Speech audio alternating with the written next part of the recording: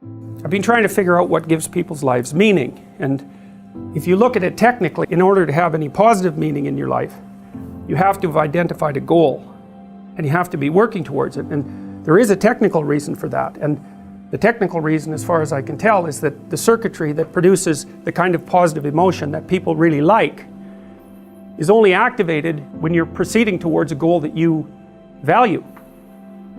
And so that means that if you don't have a goal that you value, you can't have any positive emotion. So technically that's the incentive reward system, and the underlying circuitry is dopaminergic, and when that circuitry is activated, then it's part of the exploratory circuit. It gives you the sense of being actively engaged in something worthwhile. You know, you tend to think of positive emotion as something produced by reward, but there's two kinds of positive emotion. One is the reward that's associated with satiation, and that's consummatory reward, and that's the reward you get when you're hungry and you eat. But the thing about eating when you're hungry is that it destroys the framework within which you were operating, right? It's time to eat. Well, you eat, and then that framework's no longer relevant. So the consummatory reward eliminates the value framework. And then you're stuck with, well, what are you going to do next? And so the consummatory reward has with it its own problems, but the incentive reward is constantly what keeps you moving forward. And incentive reward, because it's dopaminergic, also is analgesic, literally analgesic. So if you're in pain, you take opiates and that will cut the pain, but so will psychomotor stimulants like cocaine or amphetamines.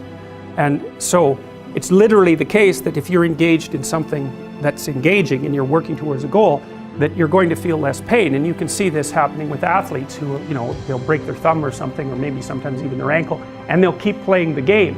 Of course, afterwards they're suffering like mad, but the fact that they're so filled with goal-directed enthusiasm means that, well, the pain systems are in some sense shut off.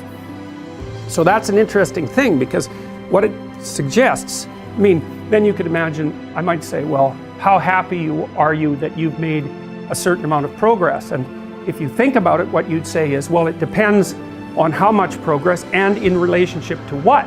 So hypothetically, you're going to be happier if you've made quite a bit of progress towards a really important goal.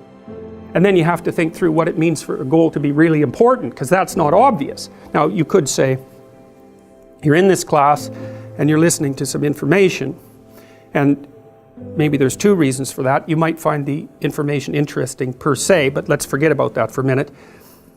You need to listen to the information so that you can do well on the assignments, so that you can do well in the class. You need to do well in your classes so that you can finish up your degree. You need to finish up your degree so that you can find your place in the world.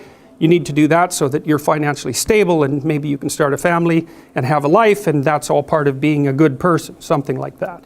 And so that's a hierarchy of goals, and you might say that being a good person would be the thing, however vaguely thought through, that's at the top of that hierarchy.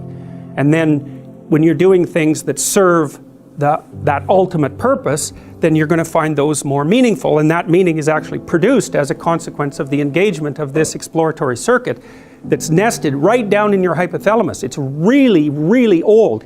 It's as old as thirst, and it's as old as hunger. It's really an old system. And so you want to have that thing activated.